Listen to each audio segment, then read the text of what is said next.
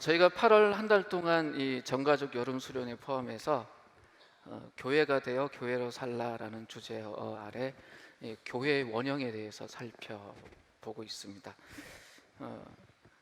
거듭 말씀드렸지만 지금 우리는 겉으로 보기에는 교회 과잉의 시대 같지만 실제적으로는 교회가 실종된 시대에 살고 있다 말씀드렸습니다.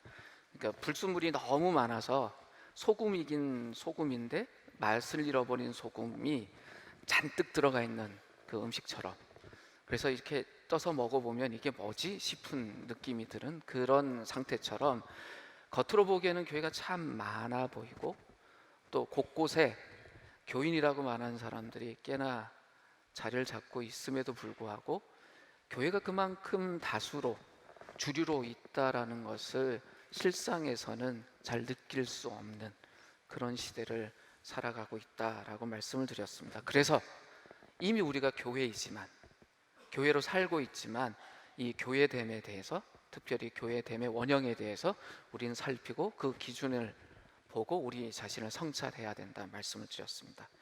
그래서 우리가 크게 두 가지 시선에 대해서 정리를 좀 했습니다. 그러니까 불순물이 전혀 침투되어 있지 않던 시대에 교회의 모습을 담고 있는 그 사도행전 2장에서 4장에 있는 그 원형의 교회, 우리 선배들의 교회의 모습에서 아주 중요한 두 가지 시선을 저희들 먼저 정리를 했습니다. 첫 번째는 하나님을 향한 시선이었습니다. 그분들이 직면하고 있던 상황이 어떠하던, 상황이 좋았던, 정말 위기 속에 있던 우리 선배들의 시선은 하나님께 고정되어 있었습니다. 흔들리지 않았습니다. 어려움이 다가오면 다가올수록 더 하나님을 갈망하고 하나님의 그 임재에 또 그 통치에 그분들의 시선이 고정되어 있었습니다. 그것이 첫 번째 우리가 살펴봤던 것이고요. 두 번째, 우리 그 선배들의 그 시선은 하나님의 시선을 따라 같이 움직여서 하나님이 마음이 가는 그곳, 그래서 이웃을 향해서 우리 선배들의 시선이 움직였습니다. 그리고 그곳에 있는 이웃과 함께 교회가 되었습니다. 그러니까 자신에게 함몰되어 있는 것이 아니라, 자신의 상황에 함몰되어 있는 것이 아니라 하나님을 바라보고 하나님의 시선이, 하나님 마음이 움직이는 곳으로 함께 움직이면서 그곳에 있는 이웃을 바라보고 그들에게 손 내밀고 자신의 힘으로 해결할 수 없는 인생의 문제를 안고 있는 그들, 재의 문제이든 실제의 문제이든 그 이웃과 함께 교회가 되고 함께 가족이 되었습니다. 우린 그 두 가지 시선을 정리를 했었고요. 전가족 여름 수련회에서 세 가지 정체에 대해서도 정리를 했었습니다. 첫 번째가 교회는 하나님의 가족이라는 것이었습니다. 원래 우리는 허물과 죄로 죽었던 진노의 자식이었습니다. 그러니까 하나님과 우리 사이의 관계가 가족이 아니라 원수 관계였습니다. 근데 그리스도를 통해서 한 성령 안에서 하나님 앞에 나아갈 수 있었고, 그래서 하나님의 자녀가 될 수 있었습니다. 그리스도를 믿는 사람들에게 하나님의 자녀가 되는 특권을 주셨습니다. 그래서 우리는 하나님과 한 가족, 그래서 함께 가족된 사람들 사이에는 수많은 차이들과 다름이 있지만 우리는 그리스도 안에서 한 가족이었습니다. 그래서 우리에게 있는 이 차이는 이제 문제가 되지 않는, 그래서 가족됨을 기준으로 우리가 서로를 만난다라고 이야기했습니다. 두 번째 정체는 그리스도의 몸이었습니다. 교회는 그리스도의 몸입니다. 그래서 그리스도의 삶과 사역, 그리스도가 실제 이 땅에서 그분의 삶과 사역을 통해서 하나님 나라가 무엇인지를 사람들에게 직접 보여주고 경험하게 하셨던 것처럼 우리는 지금 우리의 삶터에서 그리스도의 몸으로 그리스도가 하셨던 것처럼 하나님 나라가 무엇인지를 우리가 살아내고 사람들에게 보여주는 그런 역할을 한다라고 말씀을 드렸습니다. 우리의 선배들의 교회의 예처럼 골로새에 있지만 동시에 예수 안에 있었던 우리의 선배들의 교회처럼 우리는 그리스도 안에 있으면서 동시에 우리의 삶터에서 하나님의 나라를 살아내는 그런 존재다라고 정리를 했습니다. 마지막으로 우리가 살펴봤던 건 우리는 복음의 시민이다. 이 세상의 복음이 아니라 그리스도의 복음을 기준으로 이 땅에서 이 땅의 시민이 아니라 복음의 시민으로 사는 사람들이다 라고 말씀을 나눴습니다. 그리스도의 복음의 특징은 이 땅의 복음과 달리 자기의 유익을 구하는 것이 아니라 그리스도가 그렇게 사셨던 것처럼 타인을 위해서 아낌없이 자기의 몸을 내어주고 사랑을 내어주는 그런 복음이었다. 바로 우리가 그런 삶을 사는 사람들이다라고 이야기를 했습니다. 그래서 다른 사람들이 유익을 더 존중하고 이웃을 존중하고, 특별히 그들이 연약하고 정말 존중받지 못할 사람이라면 더더욱 그런 사람들을 존중하고 함께 교회가 되는 것, 함께 가족이 되는 것, 그것이 복음의 시민의 모습이라고 이야기를 나눴습니다. 자, 오늘은 이 모든 이야기를 좀 정리하려고 하는데요. 그러면 그런 교회로서 우리가 구체적으로 어떻게 살아야 되는가라는 내용을 좀 정리하려고 합니다. 교회가 돼서 교회로 살 때는 기준점이 있어야 되잖아요. 정말 성숙한가? 신약 성경에는 하나의 지역 교회뿐만 아니라 전체 교회가 성숙함에 대한 기준을 제시를 합니다. 특별히 바울 사도가 에베소서 4장 13절에서 이렇게 말합니다. 우리가 다 하나님의 아들을 믿는 것과 아는 일에 하나가 되어 온전한 사람을 이루어 그리스도의 장성한 분량이 충만한 데까지 이르는 것이다 라고 이야기하면서 우리가 성숙한 것, 우리 개인이든 공동체도 성숙한 것이 그리스도의 장성한 분량에까지 이르러야 된다라고 이야기를 해요. 우린 기준은 거기까지 가는 거예요. 정말 그리스도가 기준인 거죠. 그리스도가 그렇게 충만히 사셨던 것처럼 우리가 살아야 된다. 그런데 이것의 실제에 대해서 또 설명을 합니다. 이것이 실제 우리의 삶에서 이 그리스도의 장성한 분량에 이르는 것이 우리의 실제 삶에서 드러날 때는 무엇으로 드러나야 되고 무엇으로 평가되어야 되는가, 여기에 대해서 바울 사도가 특별히 자주 거론하고 권면하고 지적하는데요. 우리 실제 삶에서는 그게 믿음, 소망, 사랑이라는 세 가지 특징을 통해서 드러난다는 것입니다. 그래서 오늘은 그것을 살펴보려고 합니다. 그래서 본문을 먼저 함께 읽겠습니다. 데살로니가 1장 1절에 10절 말씀인데요. 천천히 같이 함께 읽겠습니다. 이제 읽겠습니다. 시작. 바울과 실로아누와 디모데가 하나님 아버지와 주 예수 그리스도 안에 있는 데살로니가 사람의 교회에 이 편지를 씁니다. 은혜와 평화가 여러분에게 있기를 빕니다. 우리는 여러분 모두를 두고 언제나 하나님께 감사를 드립니다. 우리는 기도할 때에 여러분을 기억하고 있습니다. 또 우리는 하나님 우리 아버지 앞에서 여러분의 믿음의 행위와 사랑의 수고와 우리 주 예수 그리스도께 둔 소망을 굳게 지키는 인내를 언제나 기억하고 있습니다. 하나님의 사랑을 받은 형제자매 여러분, 우리는 하나님께서 여러분을 택하여 주셨음을 알고 있습니다. 우리는 여러분에게 복음을 말로만 전하는 것이 아니라 능력과 성령과 큰 확신으로 전하였습니다. 우리가 여러분 가운데서 여러분을 위하여 어떻게 처신하였는지를 여러분은 알고 있습니다. 여러분은 많은 환난을 당하면서도 성령께서 주시는 기쁨으로 말씀을 받아들여서 우리와 주님을 본받는 사람이 되었습니다. 그리하여 여러분은 마게도니아와 아가야에 있는 모든 신도들에게 모범이 되었습니다.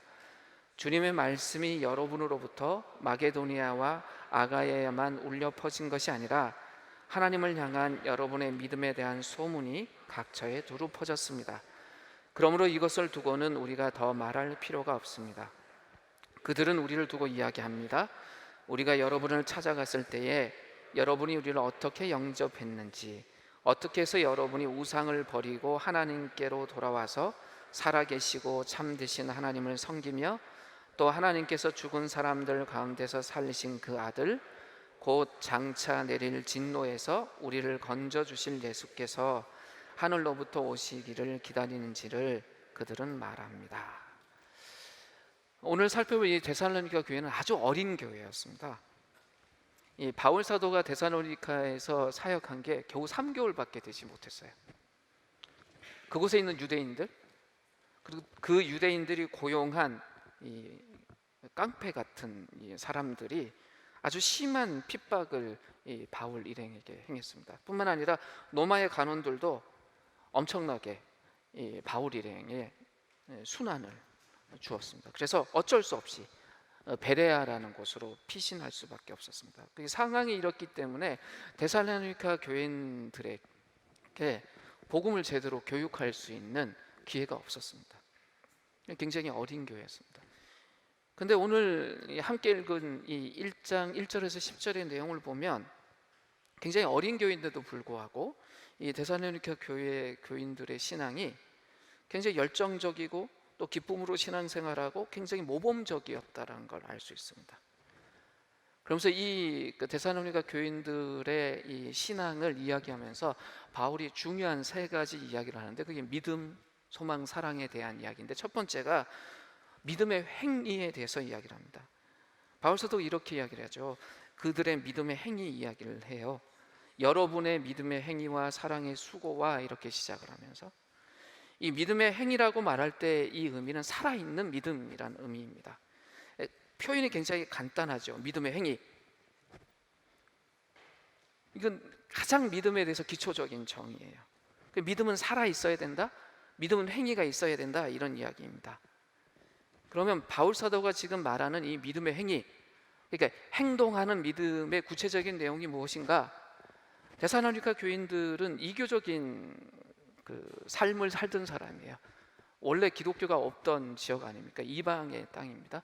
근데 이분들이 기독교인이 되고 난 뒤에 다시는 그 이교적인 삶, 이전의 자신의 삶으로 돌아가지 않았습니다. 이전에 우상 숭배했던, 또 우상 숭배를 기본으로 한 그 부도덕적인, 그 도덕 없이 살던 그 삶으로, 그 방식으로, 이전의 삶의 방식으로 이분들 돌아가지 않았습니다. 그래서 삶의 방식이 바뀌어 버렸기 때문에 이분들의 믿음은 눈에 보이는 것이었어요. 그냥 이 마음속에 있어서 우리의 육안으로 볼 수 없는 믿음이 아니라 삶의 방식이 바뀌어 버렸기 때문에 그냥 맨눈으로 볼 수 있는 그런 믿음이었습니다. 그래서 이분들의 믿음은 자연스럽게 소문이 날 수밖에 없었어요. 그래서 오늘 바울 사도가 뭐라 그러냐면, 마게도니아에 널리 알려졌고 아가야의 인근 지역까지도 소문이 퍼졌다. 신앙생활 한 지 이제 4-5개월밖에 되지 않는 굉장히 어린 교회였지만 그분들의 이 믿음의 행위에 대한 이 소문이 그리스 반도에 있는 모든 성도들에게 본이 되었다라고 이야기를 합니다. 1장 8절에 이렇게 기록되고 있어요. 주님의 말씀이 여러분으로부터 마게도니아와 아가에게만 울려 퍼진 것이 아니다라고 기록이 되어 있습니다. 주님의 말씀, 그러니까 이들에게 전달됐던 그 복음이 이 어린 데살로니가 교인들을 통해서 주변에 있는 사람들에게 퍼져나갔다는 이야기예요. 그런데 이 데살로니가 교인들이 예수 믿은 지 얼마 되지 않은 어린 교인일 뿐만 아니라 그 당시에 굉장히 극심한 환난, 핍박을 당하고 있던 사람들이었습니다. 근데 굉장히 놀라운 믿음을 갖고 있었어요. 고린도후서 8장 1절과 2절에서 바울 사도가 이 데살로니가 교인들을 두고 이렇게 이야기를 해요. 형제자매 여러분, 우리는 하나님께서 마게도니아 여러 교회에 베풀어 주신 은혜를 여러분에게 알리려고 합니다. 그들은 큰 환난의 시련을 겪으면서도 기쁨이 넘치고 극심한 가난에 쪼들리면서도 넉넉한 마음으로 남에게 베풀었습니다 라고 기록하고 있어요. 근데 이 고린도후서에 나타나는 이 마게도니아 여러 교회가 어디냐면, 오늘 본문에 나타나는 이 데살로니가 교회하고 빌립보 교회예요. 근데 이 두 교회 다 핍박과 환난을 굉장히 겪고 있습니다. 그리고 극심한 가난을 겪고 있었습니다. 근데 그런 상황임에도 이 교회는 신앙의 기쁨이 있었고 사랑의 너그러움이 있었어요. 그래서 예루살렘 교회를 위해서 헌금을 넉넉하게 합니다. 놀라운 일이죠. 기적에 가까운 일입니다. 예수 믿은 지 얼마 되지 않은 어린 교회, 그리고 환난과 핍박을 많이 당하는 교회였지만 이 데살로니가 교인들은 계속해서 포기하지 않고 예수 그리스도를 섬겼습니다. 결국 그것은 겉으로 드러나는 믿음의 행위로 드러났습니다. 그들은 하나님을 배반하지 않았어요. 예수 믿은 지 얼마 안 됐어요. 평생 이분들은 이방의 습관을 따라 살아온 사람들이었어요. 우상 숭배하는 것이 훨씬 더 익숙한 사람들이었습니다. 근데 그들은 하나님을 배반하지 않았습니다. 이들 속에는 박탈감도 있었거든요. 자신들에게 그리스도의 복음을 알려준 사람들이 핍박 때문에 떠났어요. 3개월쯤 더 있다가. 현대식으로 이야기하면 교회 개척하고 교회가 아름답게 성장하고 있는데 담임 목사부터 시작해서 교회 사역팀이 핍박 때문에 다 떠나버린 상황이에요. 그럼 얼마나 이 속에 상실감이 있었겠어요? 근데 이분들은 그런 약점이 있음에도 불구하고 하나님 배반하지 않고 자신들이 하나님을 알고 있다는 것과 사랑하고 있다는 것을 부인하지 않았습니다. 이어지는 데살로니가 2장 13, 14절에서 바울 사도가 이렇게 이야기를 합니다. 우리가 하나님께 끊임없이 감사하는 것은 여러분이 우리에게서 하나님의 말씀을 받을 때에 사람의 말로 받아들이지 아니하고 실제 그대로 하나님의 말씀을 받아들였기 때문입니다. 이 하나님의 말씀은 또한 신도 여러분 가운데서 살아 움직이고 있습니다. 형제자매 여러분, 여러분은 그리스도 예수 안에서 유대에 있는 하나님의 교회들을 본받는 사람이 되었습니다. 그들이 유대 사람에게서 고난을 받는 것 같이 여러분도 여러분의 동족에게서 똑같은 고난을 받았습니다.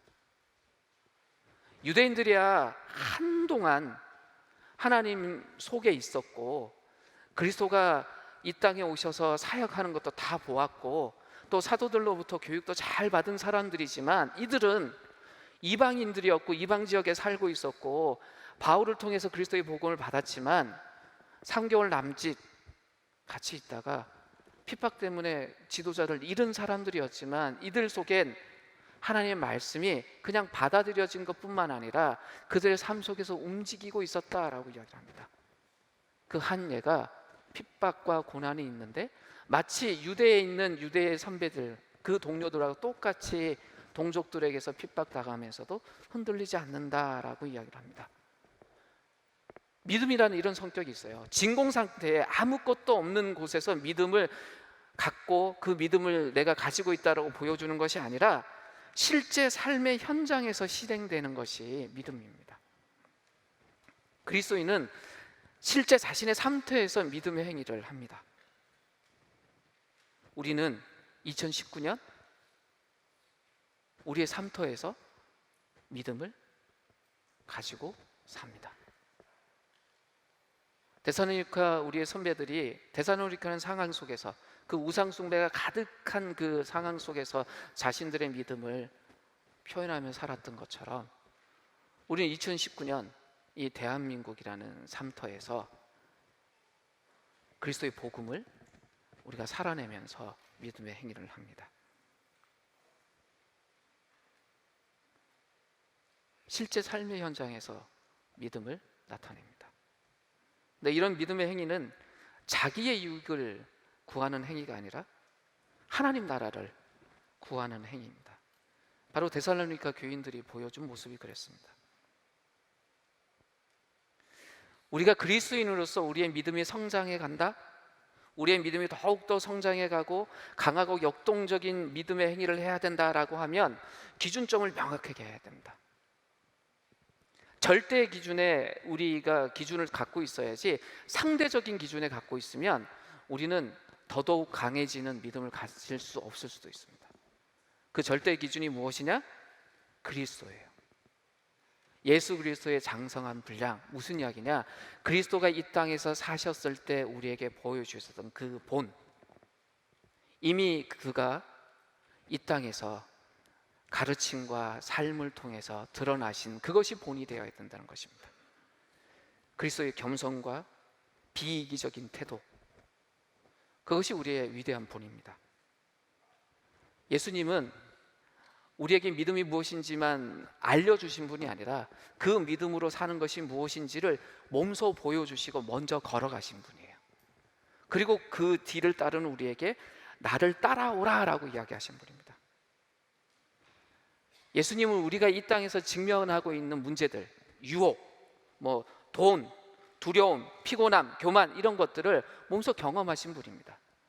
예수님이 광야에서 시험당할 때 이 마귀가 그분을 시험할 때 그 모든 게 배고픔에 대한 것, 명예에 대한 것, 능력에 대한 것, 우리가 매일 경험하는 그 시험들을 몸소 경험한 분이셨습니다. 그래서 능히 우리를 도우실 수 있는 분이에요. 우리 주변에도 현실적인 수많은 두려움들, 또 핍박의 요소들이 있습니다.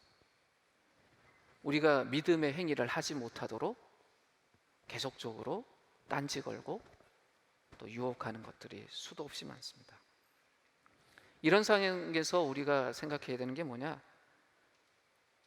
교회는 하나님의 아들을 아는 것과 믿는 일에 하나가 되어야 된다는 거예요. 그리고 온전한 사람이 되기 위해서 노력하고 수고해야 됩니다. 목표는 그리스도의 장성한 분량입니다. 이 기준이 흔들려서는 안 됩니다. 아는 것과 믿는 것에 하나가 돼야 됩니다. 온전한 사람이 돼야 됩니다. 온전하게 기능해야 된다는 거예요. 퍼펙트해진다는 것이 아니라 온전해져야 돼요. 하나님과 잘 연결되어 있어야 된다는 겁니다. 그리스도의 몸이라는 걸 통해서 저희들이 살펴봤듯이 각 지체는 뇌의 통제를 잘 받을 때, 또 함께 연결되어 있을 때 온전해집니다. 그처럼 그리스도의 리더십에 우리가 잘 연결되어 있어야 온전해집니다. 그럴 때 우리의 기준은 그리스도의 장성한 분량입니다. 그것이 우리의 목표에 대해서 흔들리지 않으면, 우리가 그렇게 그리스도에 연결되어 있으면 그 그리스도의 능력이, 하나님의 능력이 우리를 그렇게 끌어갑니다. 근데 우리가 기준점도 내리고 세상의 방식에 타협하고 그럼 이건 흔들려요. 그래서 겉은 그리스도인이라는 이름이 있을지 모르지만 우리가 그 이름표를 떼고 나면 마치 그 어떤 옷 같은 거 이렇게 상표 떼고 나면 이 옷이 누가 만들었는지 어디 건지 모르는 옷들도 꽤나 있잖아요. 그래서 요즘 그런 게 있다며요. 뭐 동대문 쪽에서 상표狩이, 뭐 다른 지역에서 온 건데 상표만 딱 바꿔 달면 뭐 10,000원짜리 옷이 10만 원 되고 뭐 그런데요. 그런 꼴이 나는 거죠. 근데 절대 기준, 우리의 삶의 방식 포기하지 않고 우리가 거기 잘 붙어 있으면, 그걸 붙잡고 있으면 하나님 능력이, 그리스도 능력이 우리를 그렇게 변화시키고 성장시킨다는 거예요. 그럼 자연스럽게 그렇게 변화되는 삶 속에는 믿음의 행위가 드러나겠죠. 그런 목표로 잡고 있다면. 두 번째 살펴볼 것은 소망을 굳게 지키는 은혜입니다. 데살로니가 교인들은 온갖 핍박 속에 있었습니다. 근데 그 핍박을 이분들은 이겨냈어요. 인내할 수 있었어요. 근데 무엇 때문에 가능했냐? 그리스도에 대한 소망 때문이었습니다. 특별히 이 그리스도에 대한 소망은 예수가 다시 오신다는 이 재림에 대한 소망이었습니다. 좀 더 설명한다면 뭐냐면, 이미 하나님 나라를 만난 이 바울 사도의 일행이 하나님의 나라를, 그리스도의 복음을 소개했습니다. 그리고 온전한 하나님 나라가 임하실 것에 대해서 이야기를 했어요. 그리스도가 다시 오시면 이 땅에 임할 하나님의 통치에 대해서 이야기를 했습니다. 데살로니가 교인들은 그걸 받아들였어요. 그리고 소망하기 시작했어요. 그렇게 참아낼 수 있었어요. 이미 하나님 나라를 살면서도 세상 나라의 수많은 그 핍박을 받으면서도 이겨낼 수 있었던 거예요. 견딜 수 있었어요. 하나님의 통치를 소망하면서, 하나님의 그 온전한 통치를 바라봤기 때문에, 그리스도의 다시 오심을 소망했기 때문에 지금의 그 어려움을 참아낼 수 있었습니다. 인내할 수 있었습니다. 이게 무슨 말이냐? 정말 그리스도에 대한 소망이 있다면 그 소망은 지금 어려움에 대한 인내로 나타난다는 것입니다. 우리 속에 정말 간절하게 바라는 것이 있다, 그것을 포기하지 않는다, 그럼 그건요 인내로 나타나요. 이게 좋은 예가 될지 모르겠지만 그 부모님들 어린 자녀들하고 쉽게 약속하시면 안 돼요. 제가 첫째 아이가 초등학교 저학년일 때 슬쩍 이런 약속을 했어요. 중3이 되면, 이 약속은 못 지켰거든요. 중3이 되면 너랑 나랑 유럽으로 여행 가자 그랬어요.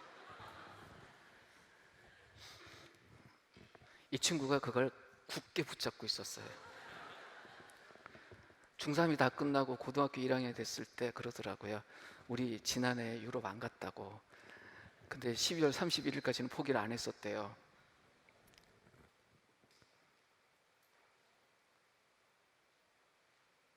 정말 소망하면 상황이 어떻든 그걸 붙잡아요, 사람은. 데살로니가 교인들은 어린 신자들이었습니다. 근데 정말 말씀을 받았어요. 귀로만 들은 것이 아니라 정말 삶으로, 그리고 그리스도를 소망했어요. 이들은 그리스도를 육체적으로 만나본 적이 없는 사람들이에요. 복음을 전한 이 바울 사도의 일행을 통해서 처음으로 들었어요. 낯선 이야기였어요. 하지만 정말 그 말씀을 받아들였습니다. 그리고 그 하나님의 복음이, 그리스도의 복음이 얼마나 소중한지 알았고, 로마 황제의 통치가 아니라 그 하나님 나라의 통치가 얼마나 소중한 것인지를 알았기 때문에 이 땅에서 그렇게 살겠다 하고 그 어려움을 겪어내면서도 하나님의 나라가 온전히 임할 것을 소망했던 것입니다. 이분들의 모습이 어땠을까 한번 생각해 보십시오. 이들은 이렇게 생각을 했겠죠. 지금 우리가 겪고 있는 이 모든 삶의 모습을 하나님은 지금 보고 계시다. 그리고 언젠가 바로잡아 주실 것이다. 지금은 세상이 힘을 갖고 있어서 옳은 것이 옳게 되지 않고 그런 것이 옳은 것처럼 되어 있어서 바르게 사는 우리가, 정말 그리스도의 복음으로 사는 우리가 어려움을 당하지만 이 모든 것을 보고 계신 하나님이 언젠가는 이것을 바로잡을 것이다. 그 하나님의 나라가 오고 있다. 그걸 소망하고 있었던 것입니다. 이 편지를 쓰는 이 바울 사도의 심정 한번 생각해 보세요. 바울 사도가 로마의 감옥에 있으면서 빌립보 교인들에게 편지를 쓰면서 이런 고백을 한 적이 있어요. 내게 사는 것이 그리스도니 죽는 것도 유익합니다 라고 말했어요. 왜 이런 이야기를 할 수 있습니까? 소망 때문입니다. 바울 사도는 로마 군인에 의해서 자신의 육체적 생명이 끝날 수 있다는 걸 알고 있었어요. 하지만 자기 속에 무엇이 있다는 걸 알았냐면 영원한 생명이 있다는 걸 알았습니다. 하늘에 있는 이 초자연적인 생명이 있다는 것을 알고 있었습니다. 그래서 바울 사도가 그렇게 고백을 해요. 고린도후서 5장 1절에서는 이렇게 이야기를 합니다. 땅에 있는 우리의 장막집이 무너지면 하나님께서 지으신 집 곧 사람의 손으로 지은 것이 아니라 하늘에 있는 영원한 집이 우리에게 있는 줄 압니다 라고 고백합니다. 참 바울 사도다운 고백이에요. 근데 데살로니가 교인들은 어린 교회였잖아요. 참 어린 교회였어요. 근데 온갖 핍박과 환난 가운데 있었어요. 그럼에도 이분들은 그리스도의 다시 오심에 대한 소망을 굳게 잡고 있었습니다. 데살로니가 교회에 두 번째 보낸 편지 데살로니가 후서 1장 4절에서 바울 사도가 데살로니가 교인들에게 이렇게 이야기를 해요. 그러므로 우리는 온갖 박해와 환난 가운데서도 여러분이 간직한 그 인내와 믿음을 두고서 하나님의 여러 교회에서 여러분을 자랑하고 있습니다. 이 어린 교회에 대해서 자랑한대요. 온갖 핍박과 환난 속에서도 인내하는 것을 두고, 데살로니가 3장 5절에서도 이렇게 이야기합니다. 주님께서 여러분의 마음을 인도하셔서 여러분이 하나님께서 사랑하시는 것과 같이 사랑하고 그리스도께서 인내하시는 것 같이 인내하기를 바랍니다 라고 이야기를 해요. 이분들의 모습이 이랬습니다. 우리는 이 1세기의 우리의 선배들처럼 이런 핍박을 당하는 경우는 많지는 않습니다. 가능성은 적지요. 하지만 우리는 각자의 삶의 환경에서 예기치 못했던 재해를 비롯해서 예상하지 못했던 도전들에 직면을 합니다. 정말 개인이 해결할 수 없는 끔찍한 상황들을 만나죠. 그런 상황들이 우리에게 다가올 때 우리가 그를 견뎌내려면, 인내해내려면 우리 속에 무엇이 있어야 되냐? 굳건한 소망이 있어야 된다는 것입니다. 참된 소망이 우리 속에 있다면 상황이 어떠하든, 우리에게 다가온 시련이 어떤 것이든 우리는 평화를 경험할 수 있습니다. 한 형제에 대한 이야기를 하려고 합니다. 이분은 자신이 뇌에 암이 있다는 걸 한참 뒤에 안 형제예요. 아마 정기검진 같은 걸 안 했던 것 같아요. 그래서 병원에 들어간 때는 이미 자신이 그 수술대 위에서 죽을 수도 있다는 것을 알고 있었습니다. 그런데 이 형제 안에는 하나님에 대한 굳건한 신뢰가 있었어요.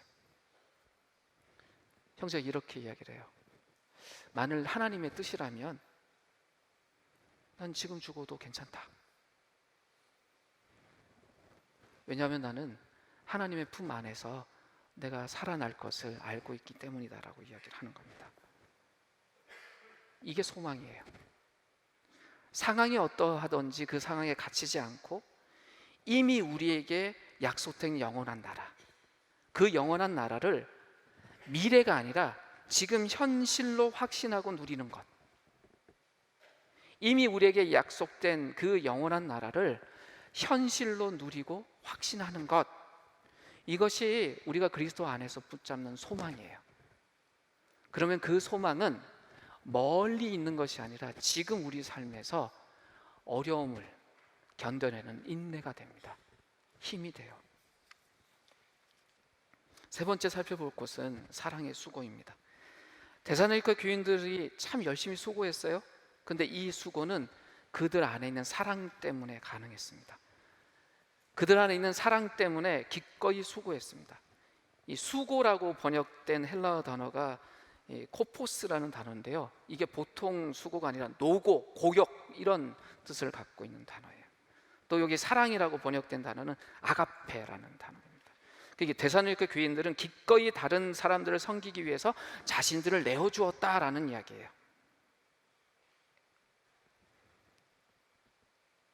그러니 이런 교회를 볼 때 그 소문이 날 수밖에 없었던 거죠.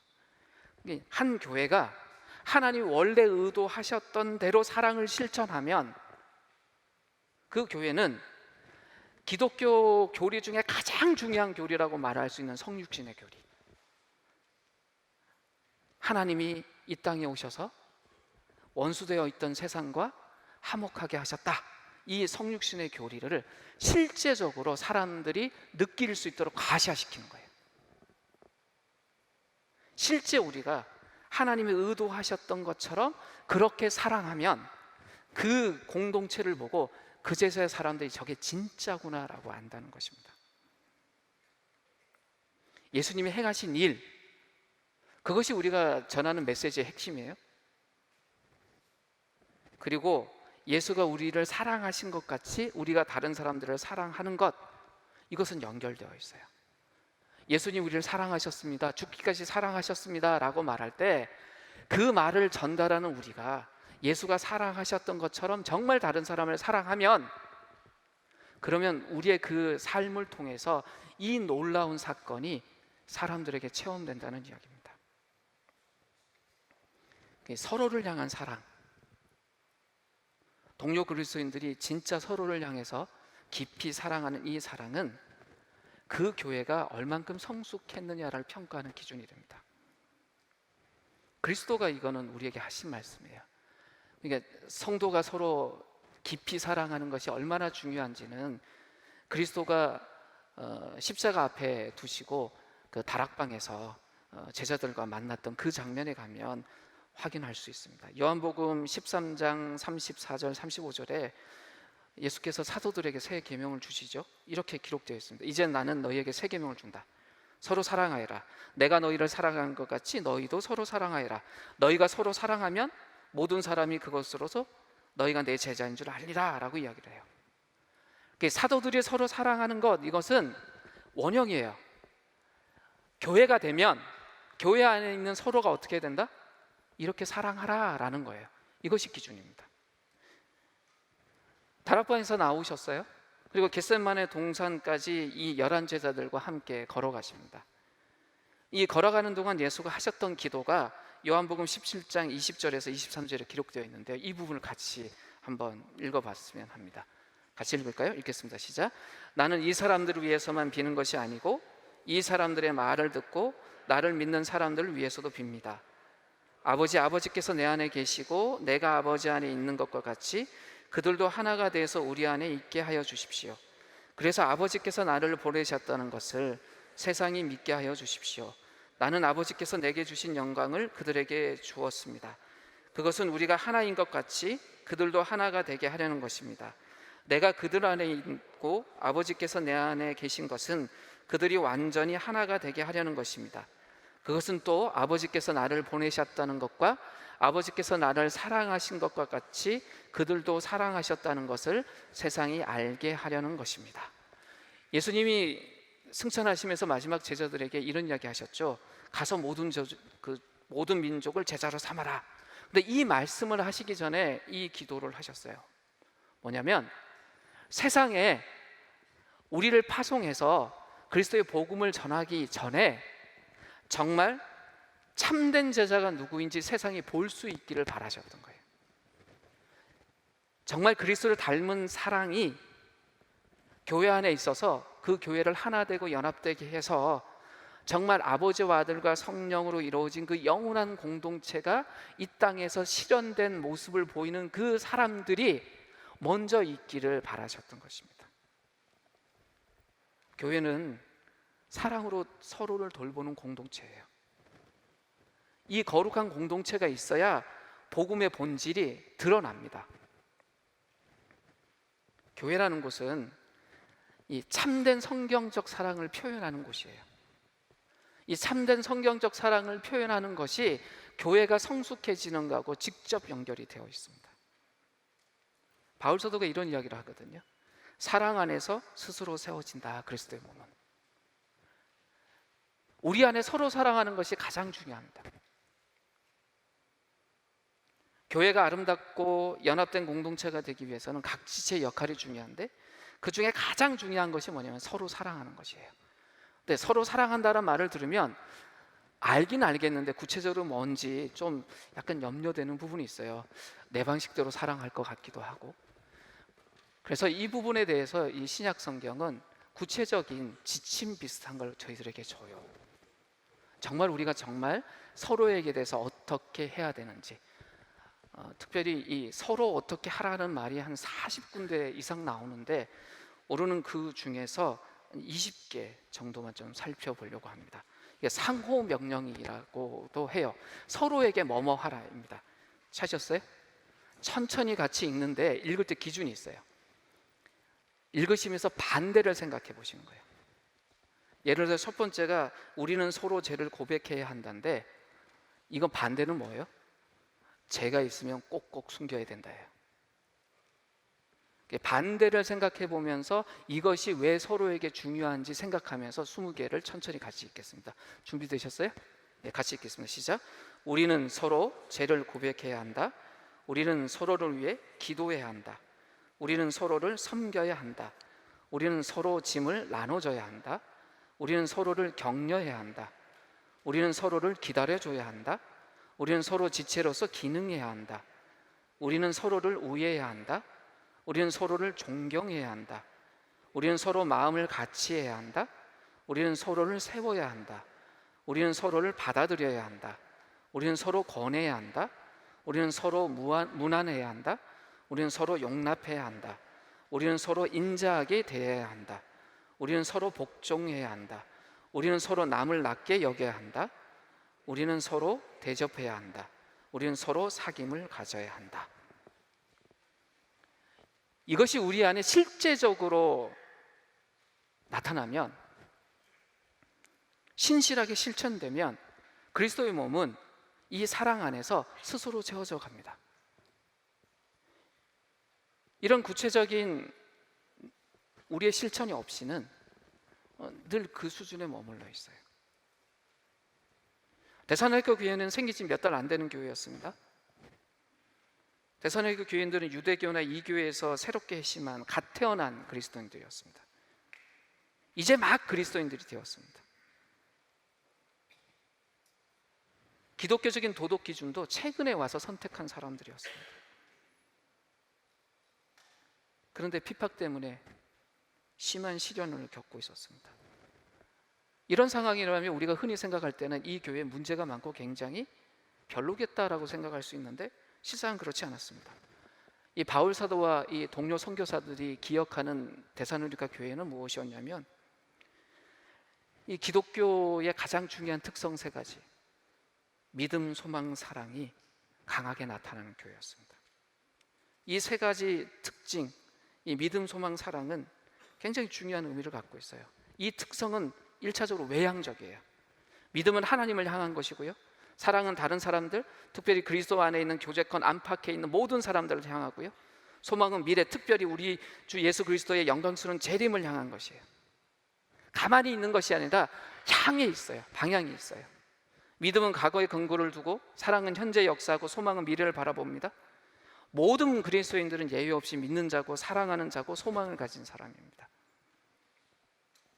이 믿음, 소망, 사랑이라는 것은 성령에 의해서 거듭났다라는 것을 가장 강하게 드러내주는 증거입니다. 우리는 믿음 안에서 위로 하나님께 이끌리고요, 사랑 안에서 밖으로 다른 사람들에게 이끌립니다. 또 소망 안에서 다시 오실 그리스도에게 이끌립니다. 믿음, 소망, 사랑은 명사가 아니라 이렇게 외향적인 특징을 갖고 있는 동사예요. 두 번째 특징은요, 이 믿음, 소망, 사랑은 생산적이라는 거예요. 믿음은 행동해요. 사랑은 수고해요. 소망은 인내합니다. 하나님에 대한 참된 믿음은 우리는 선한 일로 이끌어줍니다. 그렇지 않은 믿음은 죽은 것이에요. 사람에 대한 진정한 사랑은 그들을 위한 수고로 나타납니다. 그렇지 않으면 단지 하나의 감상의 전락, 감상일 뿐입니다. 주님의 다시 오심에 대해서 기대의 감을 품고 있다면 이건 소망으로 나타내서 인내가 됩니다. 그게 반대가 있어도 그걸 참아낼 수 있는 힘이 됩니다. 우리는 하나님 안에 뿌리를 받고 있습니다. 하나님의 생명이 우리를 자라게 하는 근원이에요. 근데 이 하나님의 생명을 밖으로 드러내는 것이 뭐냐면 행동하는 믿음이고, 수고하는 사랑이고, 인내하는 소망이에요. 우리가 그렇게 살면 밖에 있는 사람들도 우리 속에 있는 그 하나님의 생명을 보는 거예요. 교회는 철저히 복음에 의존합니다. 복음에 의해서 교회가 탄생하고 지금도 유지되고 있습니다.